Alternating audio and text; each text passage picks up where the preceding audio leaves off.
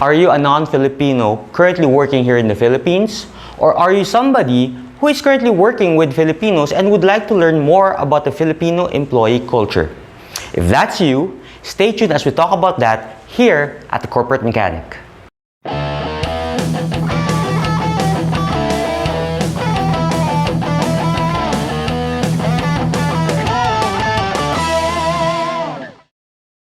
Hi, my name is Joey and welcome to the Corporate Mechanic, a show about management and leadership topics. And today, we actually have a very special episode because this is really focused on the non-Filipinos working with Filipinos.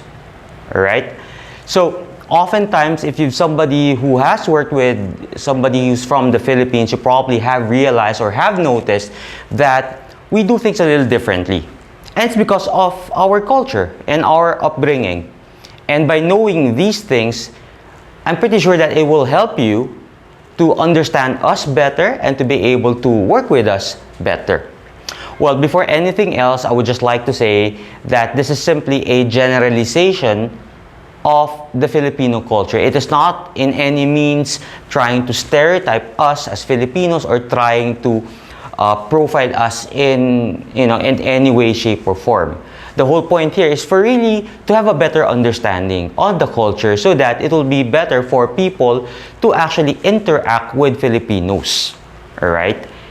So, with that said, this topic is based on, or the way that I'm going to explain it is actually based on a study by Gert Hofstede. So, there's this organization and they talk about the different cultural dimensions, also known as the 6D model. Now, the 6D model is a way of trying to look into certain cultures based on 6 dimensions. And that's what I'll try to explain, all 6 dimensions today. Alright? So, the first dimension that I'd like to talk about is what is known as the power distance index. Filipinos, when we talk about the power distance index, it talks about how far you see yourself from the source of power, meaning from people with authority. Now, the Philippines is actually an organization, the Philippines is actually a culture that has a relatively high power distance index. What this means is that as Filipinos, we actually see ourselves very far from the sources of power. We are a very hierarchical type of culture. So when we look at people in positions very highly, we respect our authority. We do not just simply, you cannot see a Filipino just simply go to the boss and tell him, if he has a concern, if he has a problem. That's not typical of Filipinos. Filipinos will often just wait until the boss says something. We are not the ones who will typically just go out and tell management if we have some concerns or issues. Because we're very nice people, So that's one thing. It's very important for you to realize that power distance index. We're not the type of people who will go outside of authority. We follow the rules, okay? Especially with people in power. So we have a very high power distance index. Now, the second aspect is what we call individualism. That's the second dimension. Individualism is all about whether a culture is more into I than we. Filipinos in particular, if you've noticed, if you've been working with Filipinos, we are a very collectivist culture. We focus more on the we rather than the I. We're not individualists. We don't like to shine out, and brag about ourselves. It's always the group. It's always the society. So we do things as a group.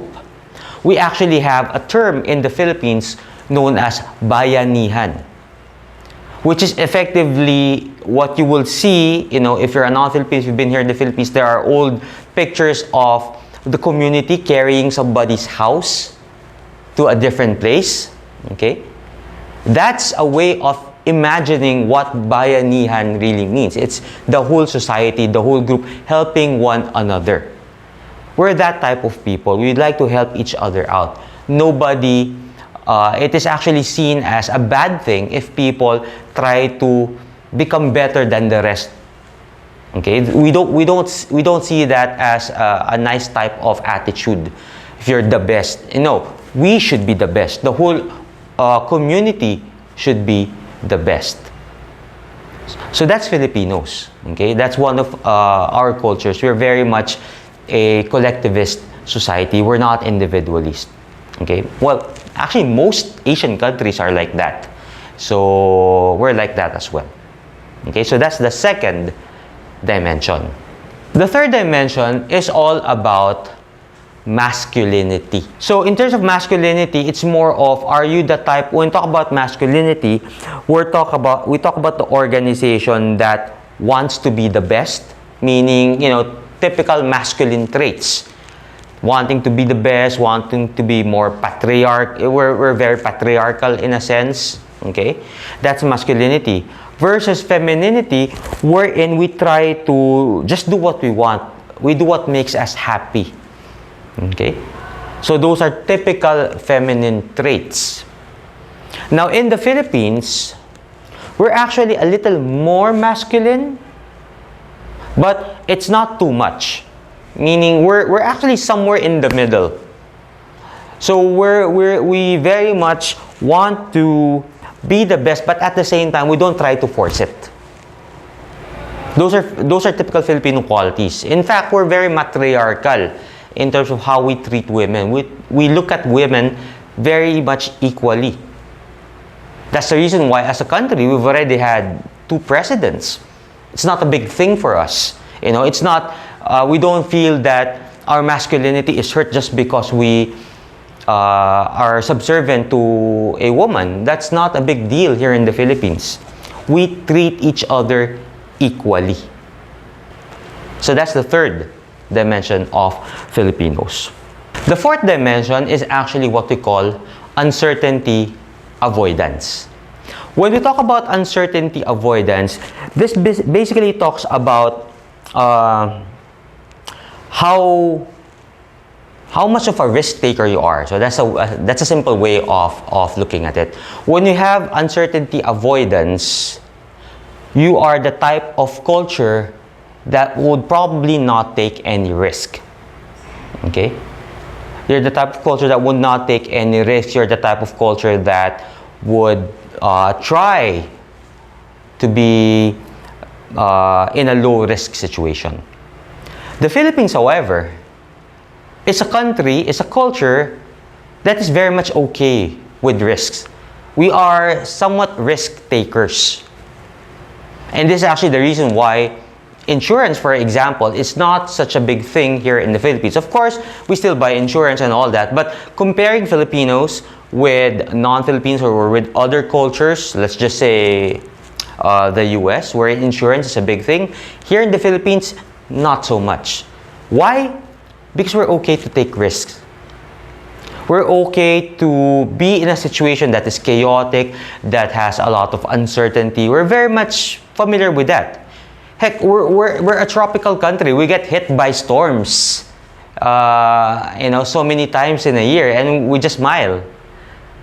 And that's why Filipinos are very much okay with not knowing the future, and that's another dimension we'll talk about later. Because we're okay with uncertainty. We're okay to live with certain risks. We're okay to take risks as a culture. So that's the fourth dimension. The fifth dimension, which is related to the fourth one, is what we call long-term orientation. Cultures that have a long-term orientation are ones that look out for the future. They look at the future. They are more concerned with what is going to happen in the future. And so their decisions in the present are always looking at the future, what's going to happen in the future. So if I build something, if I do something today, will it stand the test of time? Will it be something that will be used in the future? If you have a long-term orientation, then typically you will just build for the present. You don't really care about what's going to happen in the future. Now, the Philippines is a country with a culture that has a very short-term orientation. We really don't think about the future. There's actually a term here in the Philippines known as bahala na. Bahala na actually translates, or well, was taken from the term bathala na, which is the old term for bathala, which is God. So we're more into, you know, whatever God wants, that's it. Okay? So we don't try to look into the future that much, come what may. You know, so in a sense, this is actually because we're very much, as I've said a while ago, we're very much hit by storms, so many changes that happen, there's so many devastation. So we believe that whatever we plan for right now might change in the future. So we're just open to it. We don't think too much about the future. So we think about the present. So that's our way of thinking. So when we make decisions, we don't look at what's going to happen in the future that much. We look at what is needed here in the present. We have very short-term orientation. We look at the present because the future is so unknown. There's really no point in trying to plan for it so much. Things can change. Okay? So we're actually probably very good in terms of going agile as an organization, as a culture, because we don't have that much long-term orientation. Okay? And then the last one is what we call indulgence. Are you the type of culture that would restrain yourself? Or are you the type of culture that would try to indulge? So, you know, it's like the marshmallow test. Will you fail in the marshmallow test? Filipinos are somewhere in the middle. Okay? We're a little more restrained, but not too restrained. You know, in a scale of 1 to 100, we're pretty much somewhere in the middle. A little leaning towards restraint, but not so much. We're the type of culture that will indulge themselves whenever given the opportunity. Okay? But not so much that our focus will always be to choose the path of least resistance. We will restrain ourselves to a certain degree, but not so much. Okay? So in terms of, you know, giving benefits to Filipinos, in terms of how you work with them, always think that Filipinos will try to restrain, will try to do what is necessary if there is, you know, an incentive in the future. If I do this, if I achieve this, I will get some incentives and so on and so forth. So we're very much like that. Okay? But not to a point that we will restrain ourselves too much.